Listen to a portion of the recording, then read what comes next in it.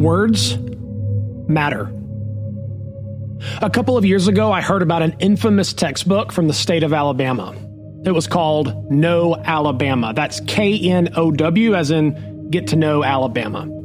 It was a statewide public school textbook. Now, I grew up in Alabama, and I remember learning state history in 4th grade. That was the norm back then, which would have been around 1991. But the infamous textbook I heard about was much older, in use from the 1950s through the 1970s. So, what made it infamous? Well, based off what I'd read about it, it sort of made slavery out to be not so big of a deal. But I wanted to see for myself, so I started Googling like crazy, trying to find a digital version. No luck.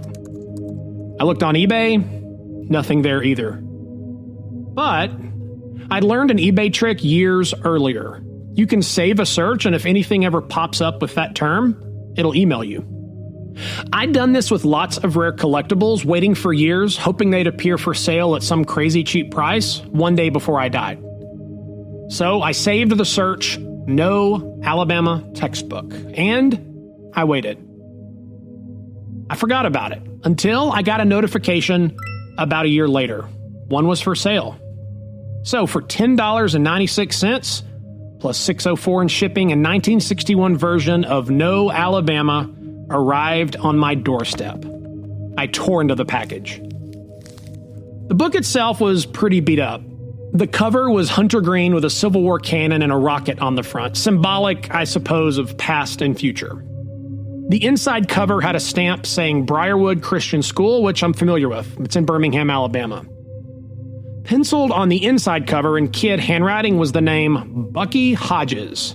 Beneath it in cursive, someone wrote, "If you're lonely, call Leslie Z," and her phone number. 4th grade humor. I opened up to the table of contents. The book starts with the beginnings of Alabama and works its way to the present. In Chapter 1, explorer Hernando de Soto works his way through Alabama in the 1500s. Chapter 2 is about the Indian Wars in Alabama in the early 1800s. It talks about the, quote, powerful Indian chief Tecumseh who wanted all the Indian tribes to fight together against the Americans, end quote. It recounts another Indian chief who said something similar to his tribe. He told how the white men had helped the Indians to learn better ways of farming. He told how the white men had made the Indians richer with trading. He told how the white men had taught the Indian children to read and write, and because of the white men, Indian women kept better homes. Tecumseh then closes out this meeting of these tribes by shouting, "Let the white race die! They take your land! Arise, burn their houses, destroy them! War now, war always, war on white men!" And then, as the story goes, the Indians attacked Fort Mims in Baldwin County and killed 500 white settlers, leaving only 36 survivors. Bad, bad, bad. Next in the book, The Trail of Tears. I'll post the full description in the vault, but needless to say, it's a pretty awful description of forced removal of Native American tribes at gunpoint. Like I said, words matter. And then, Chapter 8, Plantation Life. Here we go. Opening sentence. Now we come to one of the happiest ways of life in Alabama before the war between the states. Oh, geez. Next, it describes the beautiful plantation homes and how, back in the good old days, the master could sit on the porch, sip his coffee, and peacefully watch the slaves working away in the fields.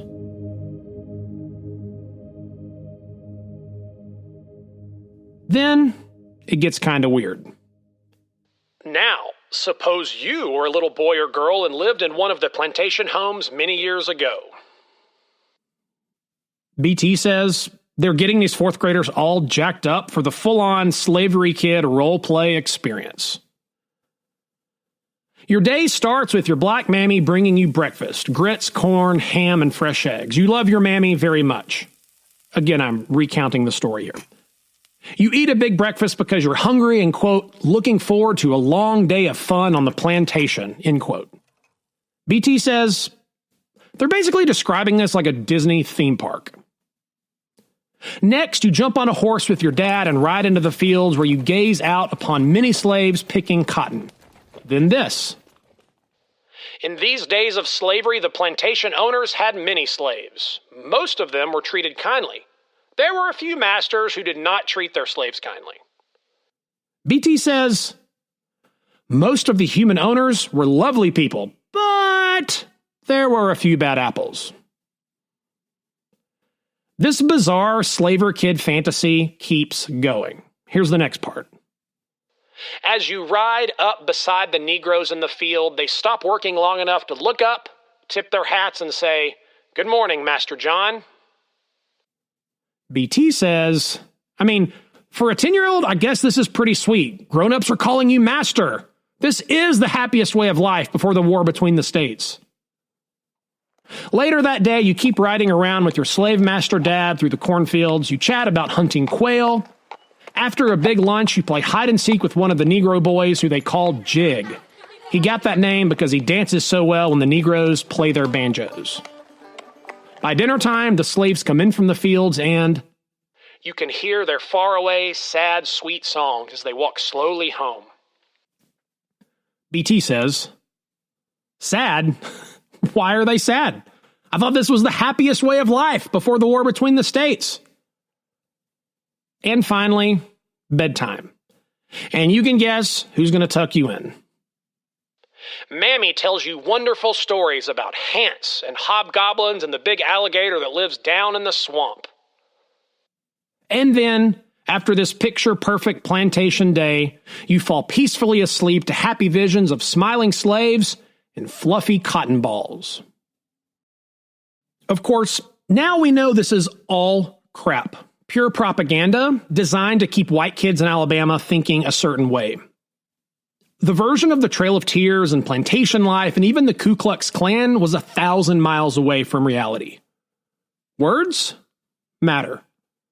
I can't really get into it here, but I'd encourage you to Google ex-slave narratives. Starting in the 1930s, there was a big push to interview still living former slaves. Lots of those interviews are on the internet now. Listen to some. They're completely heartbreaking, but it tells the truth. I think what weirds me out the most about this book is that it wasn't that long ago. If you were in 4th grade in 1961, that means you're about 68 or 69 now. Not that old, really.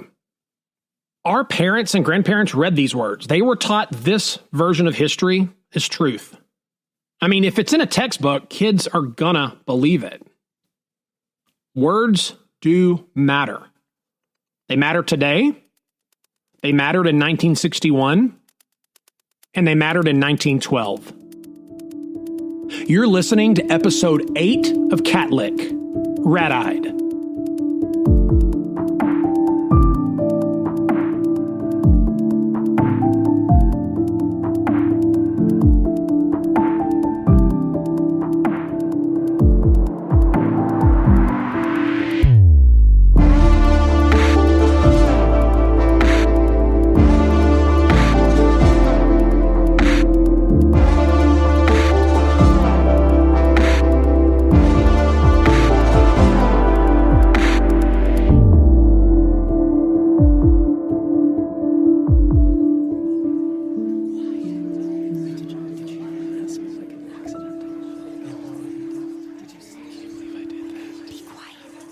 It's March of 1912 in our story.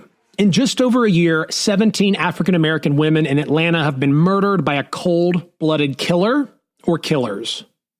The police are holding a handful of black men in custody, but there's no strong evidence that any of them is the Atlanta Ripper. At the end of February, a mysterious and threatening letter arrived at the Gainesville Police Department, about 60 miles north of Atlanta. The letter, written in red ink, warned the black women of Gainesville to beware. It was signed by Atlanta's Black Jack the Ripper.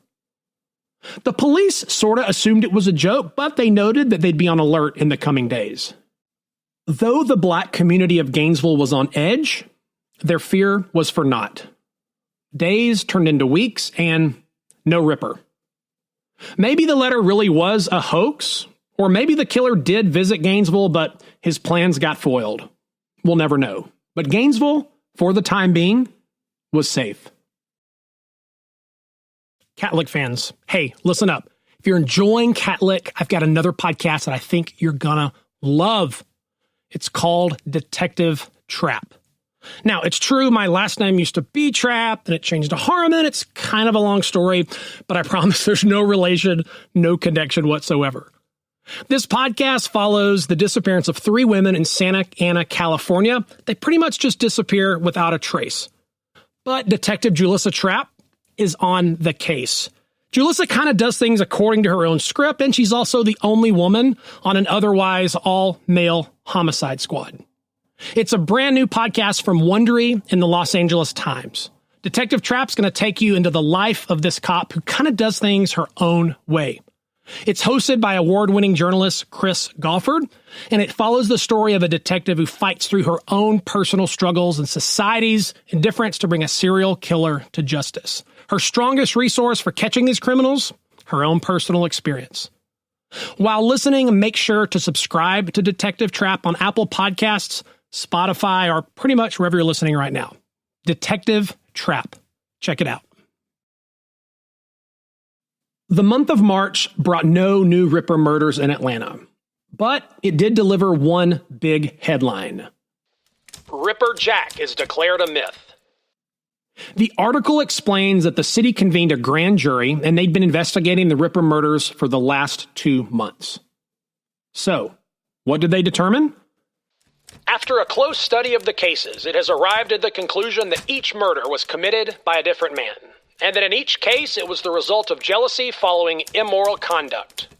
In almost every instance, the woman killed was either separated from her husband or was single at the time, being guilty of immoral conduct, and that it was almost in every case the result of revenge following jealousy. Interpretation? The women were loose, and loose women fall for crazy, murderous men. Now, this conclusion really doesn't make a ton of sense for several reasons. Number one, if they're so sure of this multi-murderer theory, why haven't they convicted more of these crazed ex-lovers? Based on my research, at this point, only 2 men had been convicted, Lucky Elliott and Charlie Owens. What about the other 15 women? Number 2, they said that they came to this conclusion after close study. Well, we have to assume that the stuff they were studying came from the police. And the police have already openly declared their belief that this was multiple men. So it kind of sounds like they're just mimicking the official police position. Finally, number 3, today we know that the majority of domestic violence happens at home. If this group was right, that each of these women was killed by a different rage-filled man, isn't it odd that all 15 of them lured their girl out to a deserted part of town, near a rail line, where they proceeded to bash them in the head, drag their bodies, and cut their throats? And then some of them mutilated their bodies, stole shoes, and cut off fingers? I'm just not buying it. Also, we know this grand jury would have been comprised of prominent white men of the city.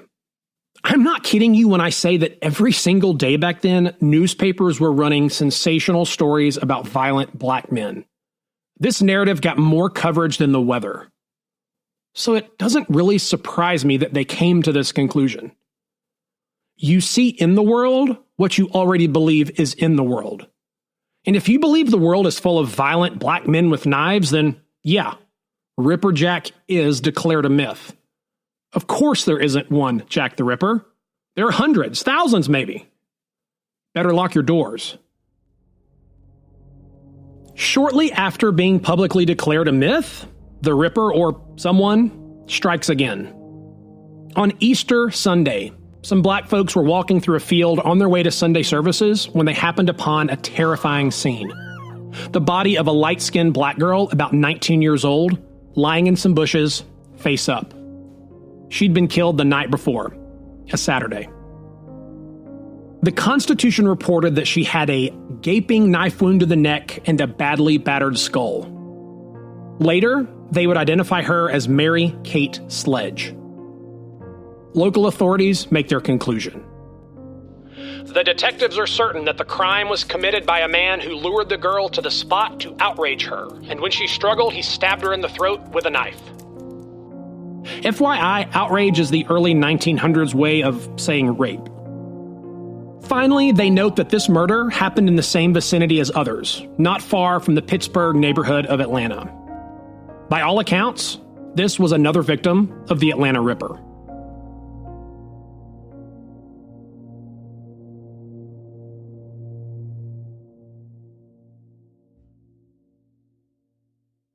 On the morning of April 16, newsboys hit the streets of Atlanta hawking papers with their biggest headline of the year. Giant liner Titanic sinks after striking an iceberg. 1,800 lives lost. The Constitution ran half a dozen articles about the doomed ocean liner on the front page alone. One article declared it a scene of utter desolation. Another wondered about Georgia native Archie Butts.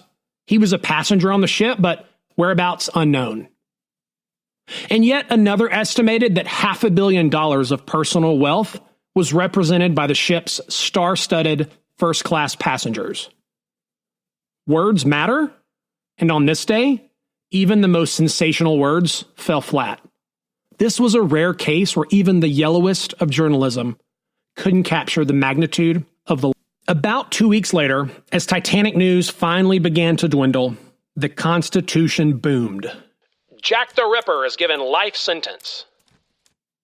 If you remember from our last episode, a guy named Charlie Owens was arrested on suspicion of killing his wife, Alice Owens, back in February.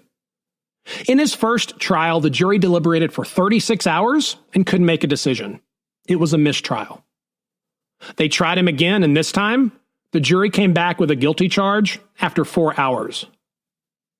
Judge Roan, who presided, condemned the perpetrators of the Jack the Ripper crimes. That's perpetrators, plural, by the way.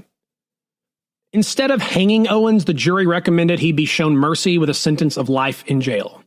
Judge Roan agreed. 18 days after they locked up Charlie Gross, the body of victim number 19 was discovered. We don't know much about the death of Marietta Pryor. The papers just said her body was mutilated. Within hours, police were interviewing anybody they could find who knew Marietta. A tipster told police she'd been dating a guy named John Gross. They asked around a bit more and found another guy who said he'd heard her arguing a few nights earlier with a guy named John Gross. So they tracked John Gross down, and it was reported that he, quote, had a bloody knife in his pocket. Now, listen to how the Constitution reports this next part. Listen close. He told detectives that the blood on the weapon was from a fish he'd cleaned at the market. The story was discredited. Did you catch that? He told detectives that the blood on the weapon was from a fish. Not a tool, not an implement, not a practical device for filleting a fish. The paper is telling us that this was a, quote, weapon they found on him. Like I said, words matter. Another murder, another arrest, another Ripper behind bars. Now, that all went down in May. June and July pass without incident. But with the August heat comes an August homicide. Tragically, we don't even know the name of our 20th victim. She was listed as unidentified when the papers reported that the body of a dark-skinned mulatto girl was found alongside the Seaboard rail line in Marietta. Though Marietta is about 6 miles north of Atlanta, the paper had this to say about the murder. She'd been knocked in the head and the trunk slashed with ugly gashes. Jack the Ripper theories are advanced. Just a few days later, the Atlanta Constitution breaks the biggest Ripper story since this whole saga began 20 months earlier. Headline: Jack the Ripper believed to be modern Bluebeard with 12 wives as victims. This was big. Front page, big letters. Of course, I had no idea what a Bluebeard was till I looked it up. Merriam-Webster defines a Bluebeard as a man who marries and kills one wife after another. The Bluebeard legend originated in France in the 1600s. He's this super rich French aristocrat who marries a woman who then goes missing. He marries another woman, she goes mysteriously missing too. This happens over and over and over again. Eventually, his newest wife goes into his basement and discovers a dank, blood-soaked crypt filled with the decomposing bodies of all the former wives, each one hanging from a meat hook. The story's crazy and French folktales aren't messing around. So again, the headline. Jack the Ripper believed to be modern Bluebeard with 12 wives as victims. This article got a big, dramatic treatment with lots of detail. The paper explains. Lawton Brown was arrested Monday on suspicion. On Saturday morning, he made a complete confession of the murder of Eva Florence, a mulatto negress killed last November. He told identically the same story in police court in the afternoon and was bound over on the charge of murder. As a reminder, Eva Florence was the woman who'd been disemboweled and had her heart cut out. The police believed Brown had killed at least 12 of the murdered women, saying he'd lived with each of them for a time until he got bored, knocked them off, and moved on to the next. Hence, the modern Bluebeard headline. Then the paper adds this bit of damning evidence. Brown displayed a remarkable acquaintance with every crime.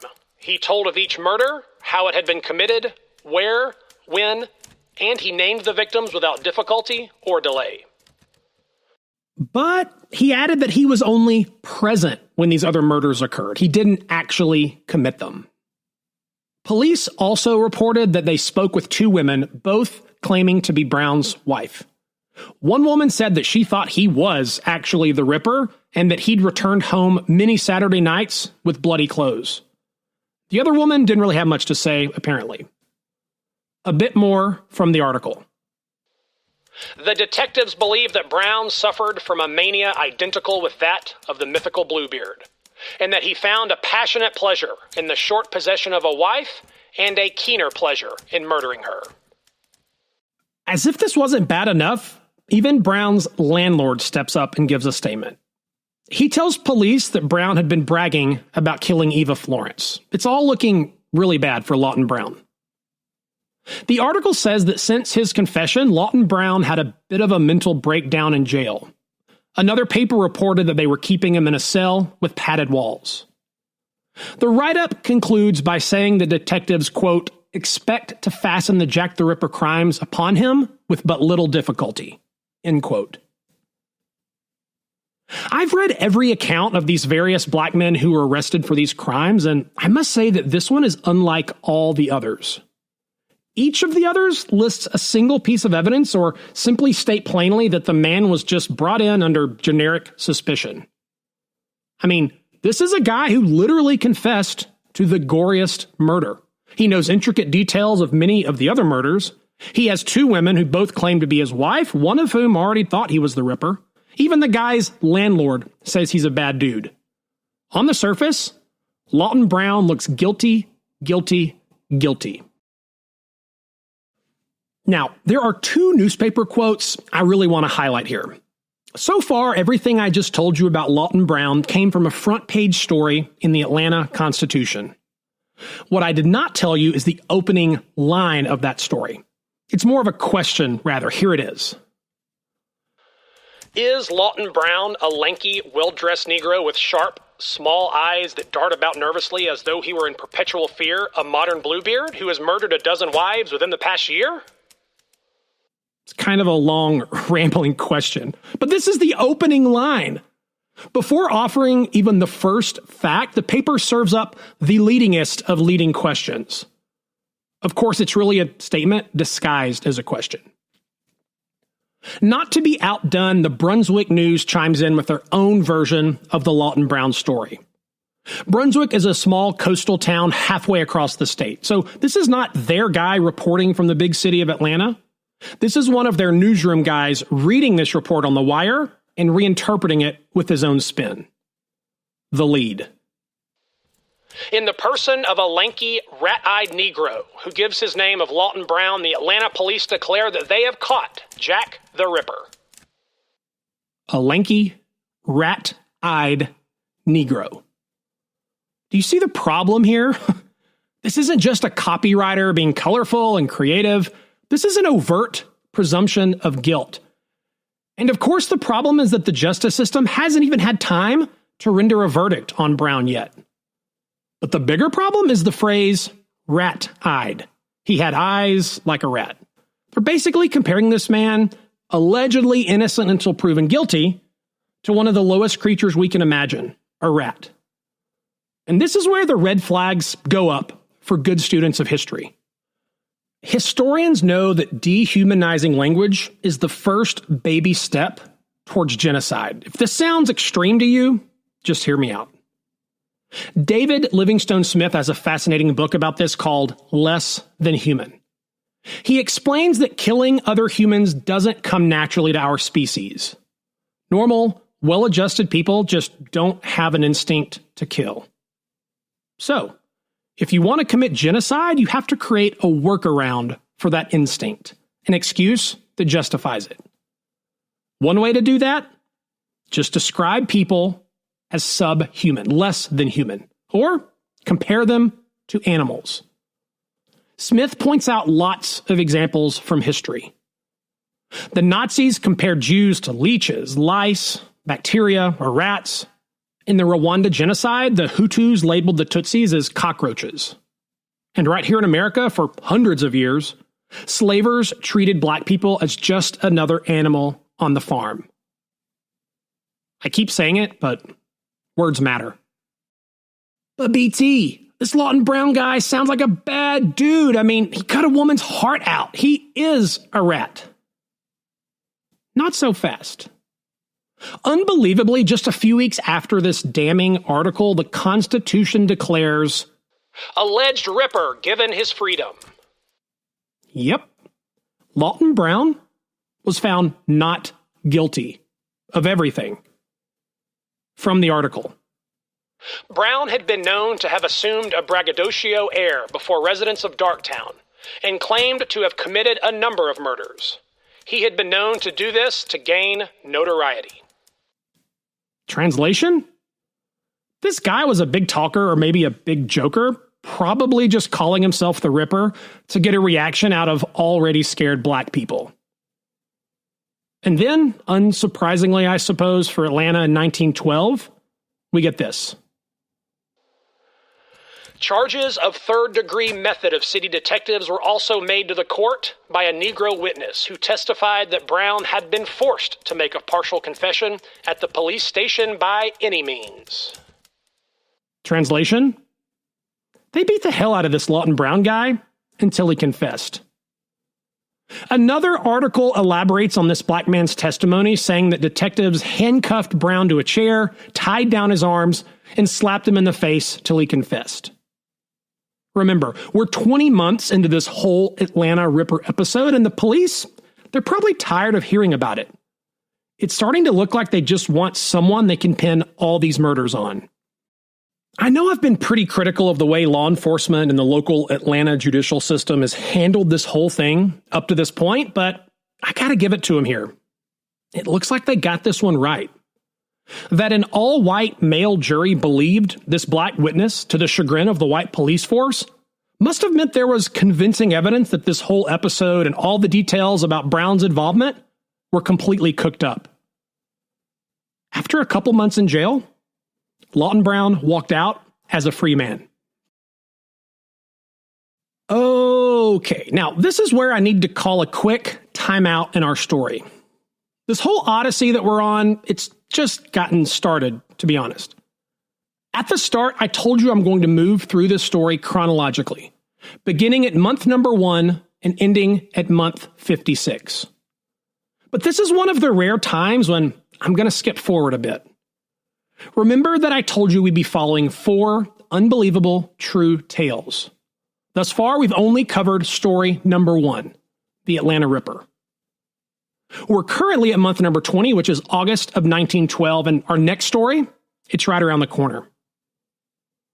But I want to skip ahead here to bring some closure to this Ripper story.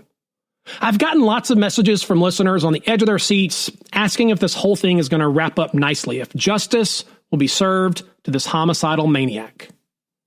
The answer? Not really. 1912 has a couple more Ripper-like murders, though they were committed with an axe, not a knife. But after that, they sort of taper off. From 1913 to 1915, there were about 2 to 3 Ripper-esque murders each year, but they're all pretty random. I even found an article from the Constitution in 1920 declaring that a guy was being tried for killing a woman, and the headline called him an alleged Ripper. So the papers just sort of kept using this term sporadically for years to come. If there was, in fact, a singular Atlanta Ripper, 1911 to 1912 was the peak of his killing spree, with a few possible scattered follow-up murders in the years after. By my best count, police arrested at least 1 or 2 dozen men on suspicion of being the Ripper, and that's just of what we know of. They secured 2 convictions with life sentences. It's possible that one of these 2 men was the Ripper, but not likely. For one, each man was only convicted of a single murder, with no known evidence connecting them to any of the others. And 2, murders kept happening after they were locked up. So, I hate to say it, but to this day, we still don't know the identity of the Atlanta Ripper. And tragically, justice was never attained for the 20 to 30 women he or they claimed as victims.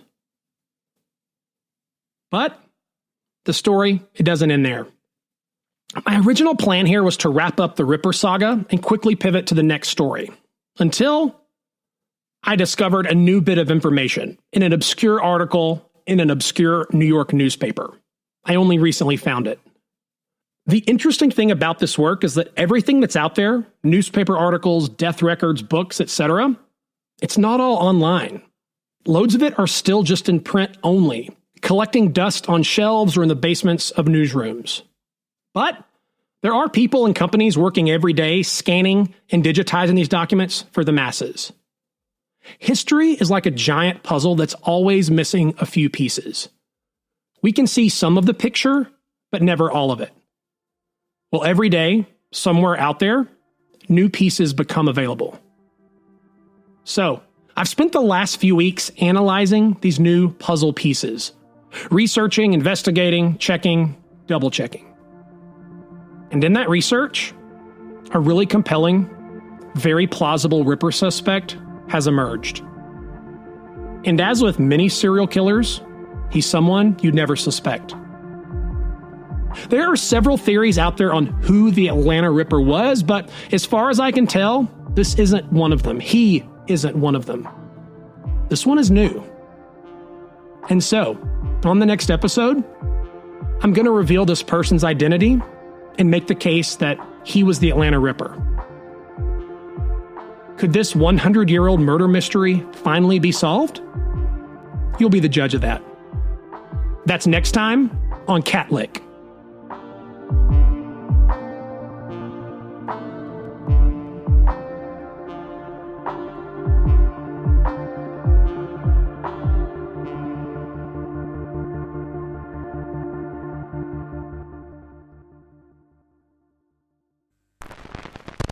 CATLICK is recorded in Atlanta's historic Cabbagetown neighborhood. Executive producer, Walnut Ridge Harmon. Original music and sound design by Duciel. Cover art by Rachel Eleanor. CATLICK store manager, Brett Harmon. CATLICK Instagram follower of the week, Chad Balderson. CATLICK Twitter follower of the week, Jeff Donahue. And the CATLICK hater of the week, Dee Dee's mom, who says CATLICK is insufferable and that the host, quote, makes one want to gouge their eyes out from boredom, end quote. Mom, thanks for listening. Dee Dee, I'm sorry. Speaking of reviews, have you left one yet? Your stars and comments make a huge difference, helping others discover the show for the very first time. And don't forget the vault. It's loaded up with artifacts for every episode so far.